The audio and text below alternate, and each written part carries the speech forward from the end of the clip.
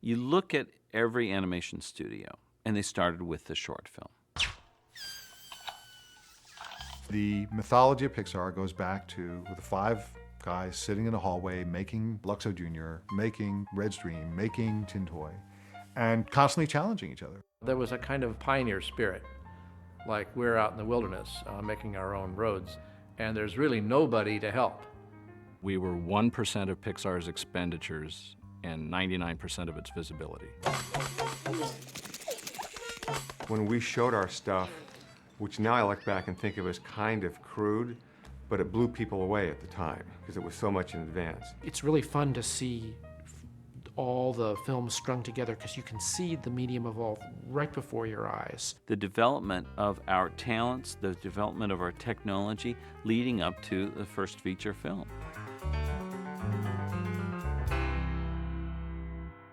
Trying to make a feature film in the 70s and 80s was completely nuts because the computers at the time were way too slow. Back when we were working on our very first films, it was a challenge to make even a single image in computer graphics. Compute power was still a huge limitation. Rendering any kind of computer graphics was just incredibly expensive. We had a VEX 780, which is 1 million instructions per second, which is less than 1% of what you'd find in a modern PDA. The computer in a cell phone is 100 times faster than the one that we had at Lucasfilm. So doing anything was just an incredible pain. In those days, computer animation, computer graphics was in the domain of guys in white lab coats. All of the images in the animation were being created by the same people who wrote the software. Like going to a museum where all the paintings were done by the people who designed canvases and brushes. The pictures were very simple, cartoony, kind of even primitive video game shapes. Most of the motions had to be plotted out on graph paper, and people counted the little squares and typed in a number into the computer and said, go here, go here, go here, go here. And sometimes that looks good, and sometimes it looks kind of robot-like. Our long-term goal was to make an animated film. In fact, everybody in the industry knew this group was dedicated to doing that. And we knew that in order to get there, we had to have software that was robust and powerful and scaled properly. And so let's work on the technology and on the software, and the speed will come. When we made our first short, we based it on an idea that Allie Ray Smith came up with. And it was at that time that we went out and hired John Lasseter to come in as the animator for it. It seems funny to say it, but officially I directed him in his first animation at Lucasfilm. It was a piece called Andre and Wally B. Ed Catmull and Alvy Ray Smith asked me to think about what a character would look like made up of simple geometric shapes. Spheres, cones, cylinders, boxes, that kind of thing. But I started looking at how simple Ub Iwerks drew those early Mickey Mouse cartoons. And so I started drawing what became Andre as this character made of simple shapes. Up until then, most of us nerdy types didn't know how to do soft characters, nor was the technology really capable of doing rubbery, moldable characters like a good animator needs. I remember going to Ed and saying, boy, I would love to have something I could bend, because the body is where a cartoon character gets so much of his expression. And so he thought, in classic Ed Catmull style, let me think about this. And he went away. And he came back, and he had invented the teardrop. The bottom was a hemisphere, the top was a hemisphere. And then the computer filled in this kind of section in the middle, and it bent. And I got so inspired by this that I got the idea for the second character, which was this big bumblebee with these big jelly bean-like water balloon feet.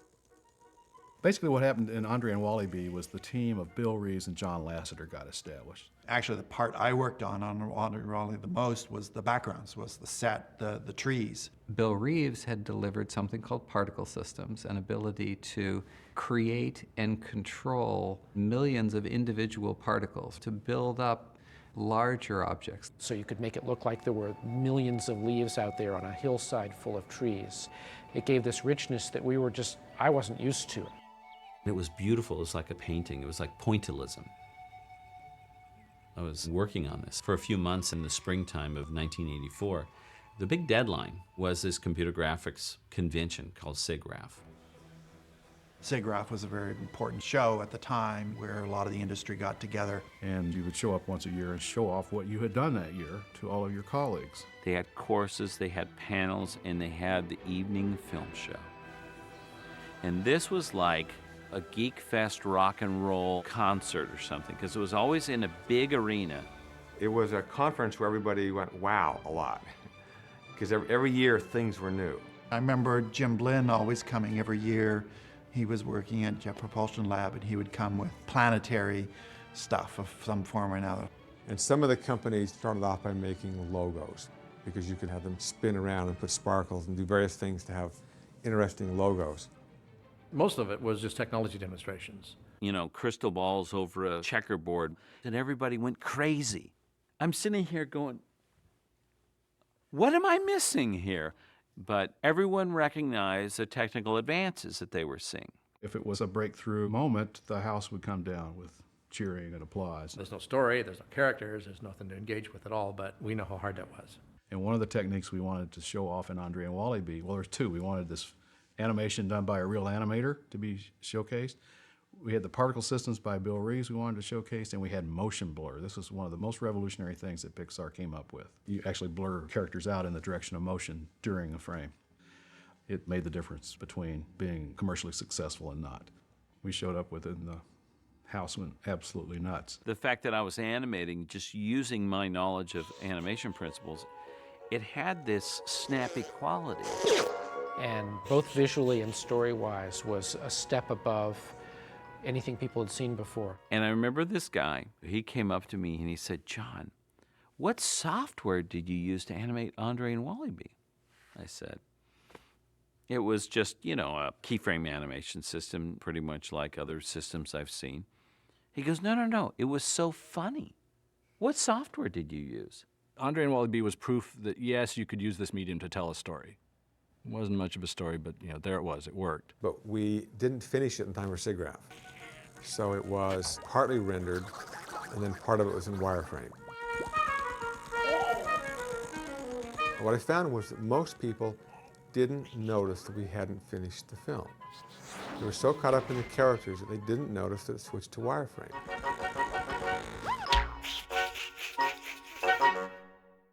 When I first came to Lucasfilm to work with a computer graphics group, I thought I was going to need to learn how to program to be able to animate. There were no off-the-shelf software packages. There were no easy-to-use techniques. I realized, you know what?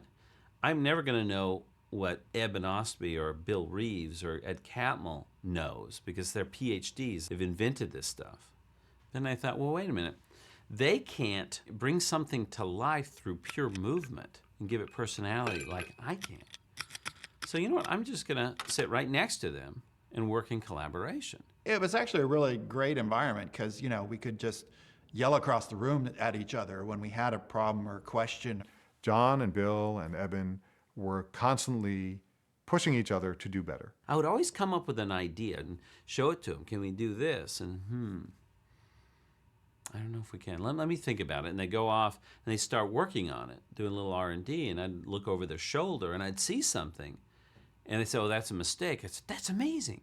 You know, can you do that again? Oh, yeah, because then you could do this. And I draw something else, and it's, how about this? Oh, and it's an idea I would have never thought of if I hadn't seen the technology. It was this great back and forth. I always felt like the other half of John's ability to make films. We could do what he couldn't. Art challenges technology, and technology inspires the art. You know, and that's it, in a nutshell, the way we work at Pixar. The early years were hard years. We were selling hardware. We've shown you just a few examples of the applications waiting to be explored with the Pixar image computer. And then we sold software. In the background, we had a group that kept on making animated shorts. It was something Ed Catmull really loved, but still, it was not our business. I went to John and said, can we do an animated short that's a Pixar short? Let's do something that really says who we are. Eben Ostby and Bill Reeves were teaching me how to use the modeling system. And there was a Luxo lamp sitting there on my drawing table. The model itself was the world's simplest hierarchy. It was a base, and then an arm, and then another arm, and then a head. And I started animating it as though it was alive and thinking about, okay, if a Luxo lamp was alive, how would it move around? You could see him connect with that and saying, oh, I see how this thing works.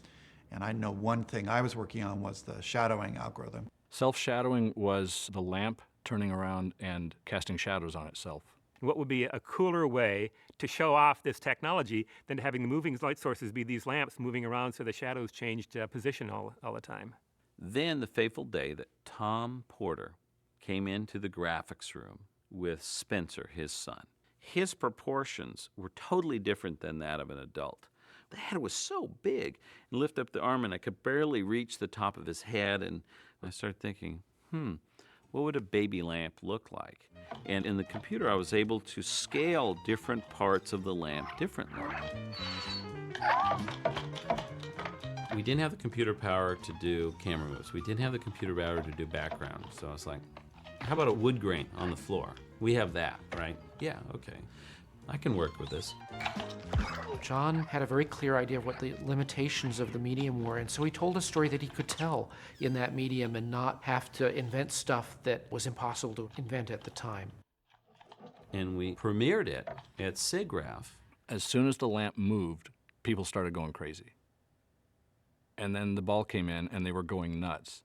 And I remember actually shrinking down in my chair, getting a little frightened, thinking, what's going to happen when the funny part gets here? It's only a minute and a half long. Before it was done, people were giving it a standing ovation. Poor Gary Rydstrom, his wonderful sound work was never heard at that screening because the crowd was just literally screaming their heads off. And people were just talking about it forever as the first time they'd seen it. And the it that they had seen was the first time they'd seen emotion and character and storytelling in a computer animated film. There's curiosity, there's dismay, there's sympathy, there's bemusement, a whole range of things that he was able to get through to the audience using just a few joint angles in this thing. You realize that, okay, it's no longer a test if it's actually touching you in some way. They laugh, they cry, they go out singing the songs.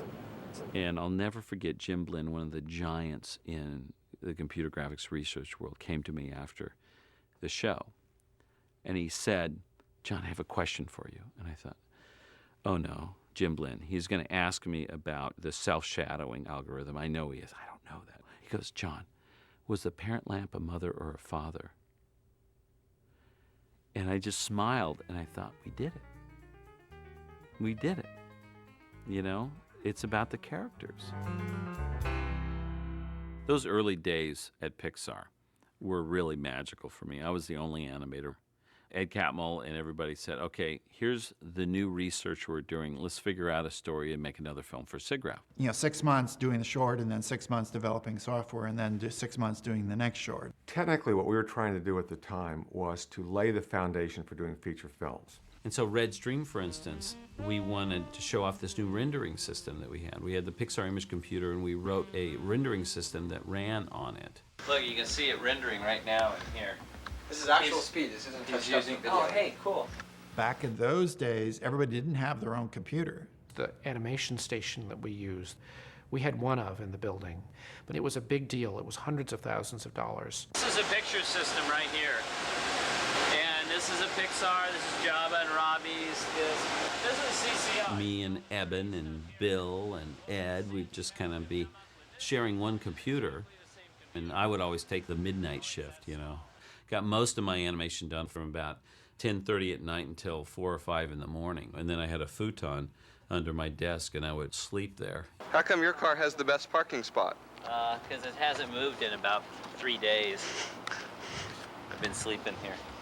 In the car? No, in my office. Oh. This is kind of interesting. This is how I tested out the animation of the tag. See? Oh, that's great. See, so you can see it. I got the movement of the tag. Would you make movies of this, or would you just watch it? No, I just would watch it. People walk in. We had visitors walk in once, and I was staring at this thing like this. And they kind of like, John, are you busy? How long did it take you to animate the sequence we just saw? That was about 5 days. That was a little long. 5 days? How many hours a day were you working? Oh, just a couple. Bill Reeves and Eben Osby and I, we wanted to do these night shots in the rain, in a city, these kind of neat, gritty shots, something that no one's ever seen before. Red Stream was the first film where we were trying to emulate a particular look, moody, dark. And I very much wanted to do something with kind of a sad ending. having more of a pathos. And I always say, oh, that was Pixar's blue period. Red Stream is very popular in Europe. Tin Toy was probably the hardest of the shorts. It was this great little idea that I had gotten from looking at videotape of my nephew playing with his toys. Everything he picked up went into his mouth, and he slobbered on it. I thought, imagine what it must be like to be a toy in the hands of a baby. That baby is like a monster. It was a challenge. It was twice as long as Red Stream, had twice as many shots.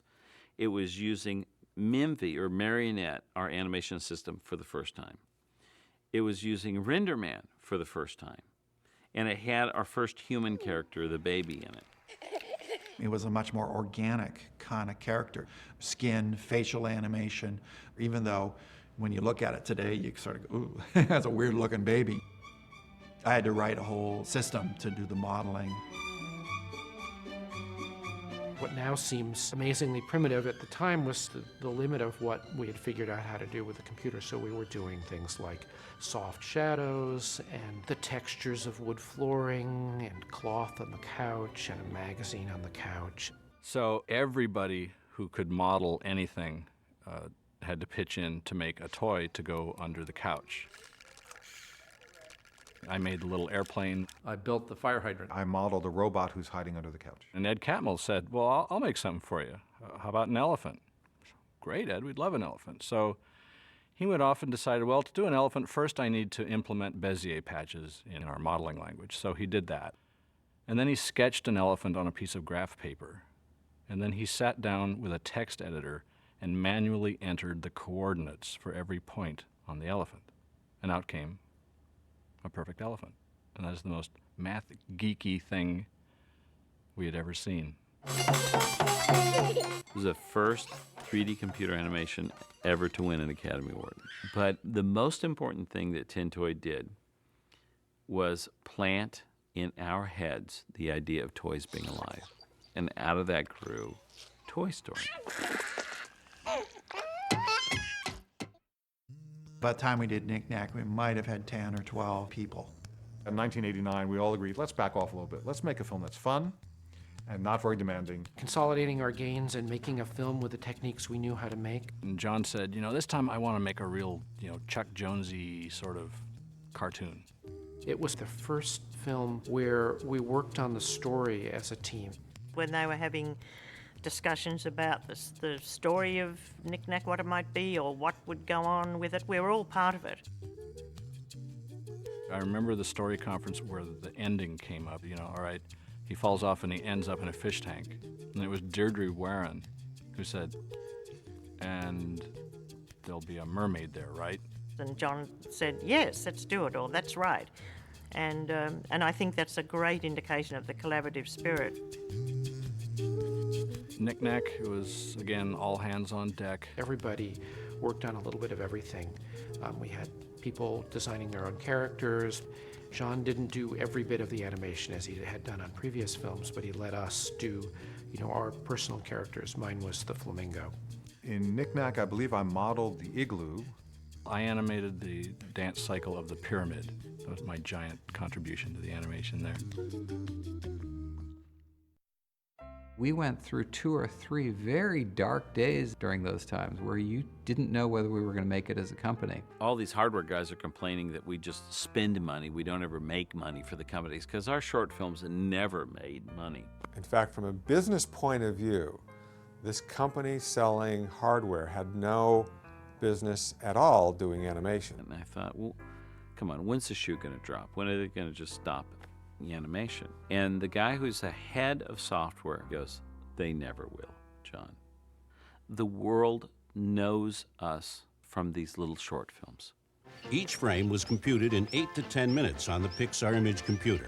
Pixar image computer also, although people in the oil exploration business and medical imaging were buying them, they liked the fact that short films were being made on them. It added a little bit of glamour to the quality of the product.